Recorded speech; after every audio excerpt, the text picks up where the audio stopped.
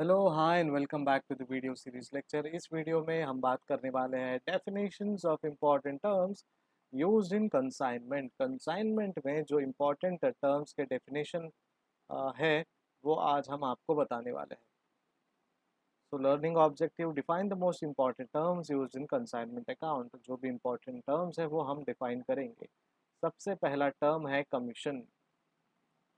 The term commission, as used in connection with consignment, denotes the remuneration of the consignee for selling the goods of the consignor. This commission is generally calculated at a rate percentage on the gross proceeds of the sales. तो ये जो term है commission का in connection with the consignment, ये denote करता है remuneration of the consignee for selling the goods of the consignor. तो consignor का जो गुड्स सेल होता है उसके लिए जो कमीशन या रेम्यूनरेशंस है वो कंसाइनी को मिलता है, that is commission. This commission is generally calculated at a rate percentage on the gross proceeds of the cell.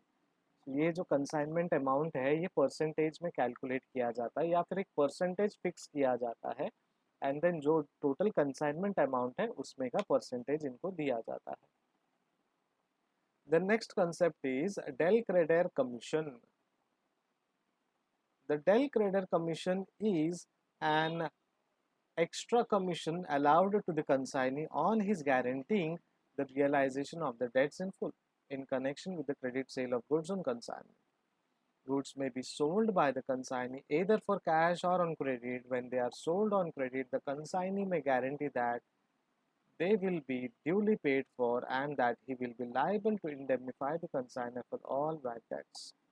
In such cases, the consignor pays the consignee an extra commission for this guarantee. The extra commission is called del credor commission. So basically commission तो दिया जाता है consignee को consignor की तरफ से, लेकिन यहाँ पे जब क्रेडिट सेल होता है और कंसाइनी गारंटी देता है कि sir madam and XYZ organisation आप मेरे भरोसे ये कंसाइनमेंट कीजिए एंड आई एम श्योर जो भी करोड़ों का डील हुआ है आपका और जो भी एग्रीड ड्यू डेट है उस ड्यू डेट के अंदर या उस ड्यू डेट के दिन आपको इनके पेमेंट का चेक मिल जाएगा। अब this is now a risk. समझो आप अपने फ्रेंड के बिहाफ में किसी को कहते हो कि यार चल दे दे इसको 50-100 रुपए, जो भी अमाउंट रिक्वायर्ड है, अगर वो नहीं देगा तो I will take care of it. ठीक है, and I am sure that person will give you the amount और return the amount within stipulated time. एक स्टिपुलेटेड टाइम में आपको वो रिटर्न कर दिया जाएगा। तो आपको भरोसा होता है अपने दोस्त पे एंड देन वो दोस्त जब भरोसे पे खरा उतरता है तो सामने वाला आपके आपका जो गुडविल है वो बढ़ा देता है, आप पे भरोसा बढ़ा देता है। बट हियर भरोसे से काम नहीं होता, यहाँ पे पैसा जो एक्स्ट्रा रेम्यूनरेशन है वो यहाँ पे इनको मिलता है बिकॉज उन्होंने रिस्क लिया।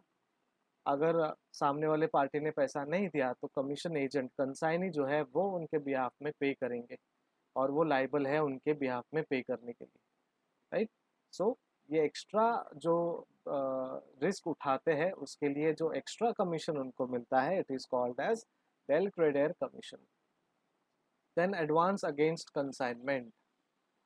Usually the consignee is asked to accept a bill of exchange to cover part of the value of goods.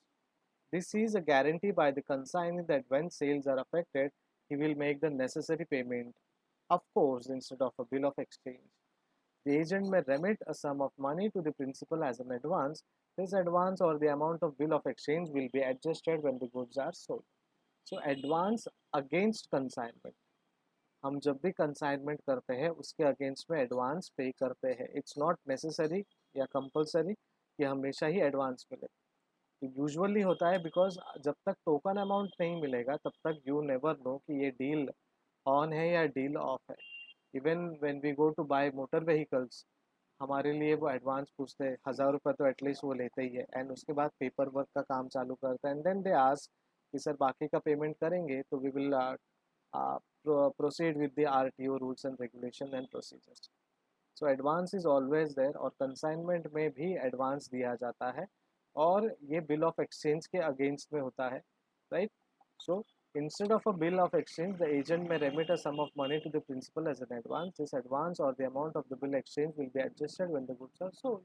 ये advance देने के बाद जो भी आपका फाइनल बिल होगा उसमें से एडजस्ट किया जाता है एंड देन बैलेंस अमाउंट आप पे करते हैं या रिसीव करते हैं. The next concept is consignment account, very important for us. The consignment account is one which shows what profit or loss is made out of the dealing of the goods sent on consignment. It is the combination of the trading and profit and loss account of any particular consignment. Simply consignment account ये बताता है कि ये हमारे लिए profit है या loss है, या फिर ये कंसाइनमेंट करने के बाद हमें प्रॉफिट मिलेगा या लॉस मिलेगा. इतने सारे कंसाइनमेंट हमने किए हैं तो हमको प्रॉफिट मिल रहा है या लॉस मिल रहा है, राइट. तो सबसे पहले वो जानना है. और ये जो स्टेटमेंट है वो कॉम्बिनेशन है trading account, profit and loss account का और एक किसी पर्टिकुलर कंसाइनमेंट का. Proforma invoice of the consignment. When the consignor sends the goods to the consignee, he forwards a statement showing the particulars such as quantity, quality, price of goods. This statement is called pro forma invoice. But in case of regular sale, an invoice is prepared and sent along with the goods. It implies that a sale has taken place. So basically pro forma हम भेजे जाते हैं, ठीक है. pro forma में लिखा जाता है कि क्या क्वांटिटी है, क्या क्वालिटी ऑफ प्रोडक्ट है और पर यूनिट प्रोडक्ट क्या है या फिर टोटल अमाउंट प्रोडक्ट क्या है. लेकिन इन जनरल प्रोफार्मा हम नहीं बेचते आजकल. अब रेगुलर सेल्स में हम क्या करते हैं, इनवॉइस प्रिपेयर करते हैं और वो गुड्स के साथ ही भेजा जाता है, ठीक है, जब नॉर्मल सेल होता है. और जब कंसाइनमेंट होता है तो हम प्रोफार्मा इनवॉइस बेचते हैं. So it implies that a sale has taken place. जब आप रेगुलर इनवॉइस बेचते हो तो उसका मतलब है सेल हो गया, लेकिन जब आप प्रोफार्मा बेचते हो that is equals to your quotation. The next concept is account sale. An account sale is a statement prepared and sent by the consignee to the consignor at periodical intervals, dealing therein the goods sold, price realized, expenses incurred, commission payable, and the net amount due from the consignee. The following is a specimen form. So account sale एक statement है जो send किया जाता है consignee की तरफ से consignor को पीरियडिकली हर इंटरवल्स में, जहाँ पे उन्होंने जो भी डील्स किए हैं, गुड सेल्स किए हैं और प्राइस रियलाइज किया है, एक्सपेंसेस इनकर किए, कमीशन पेएबल है, जो भी नेट अमाउंट ड्यू है वो हम इस अकाउंट सेल में बताते हैं. अब आपके लिए ये फॉर्मेट है, फॉर्मेट और example of account cell.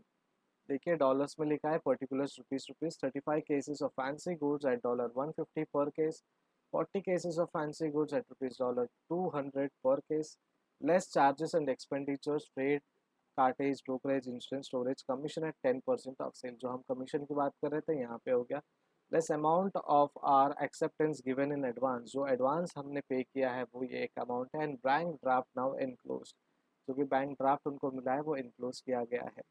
So New York 26 December 2009 signed ANC company और A&, कंपनी. तो ये आपके लिए एक प्रोफॉर्मा है, ये एक इनवॉइस है. ये इस तरीके से अकाउंट सेल पूरा बनाया जाता है. So account cell of 75 cases, जहाँ पे पहले 35 बेचा गया फिर उसके बाद 40 बेचा गया. दोनों के प्राइजेस अलग अलग है. अगले वीडियो लेक्चर में हम बात करेंगे कंसाइनमेंट अकाउंटिंग जर्नल एंट्रीज.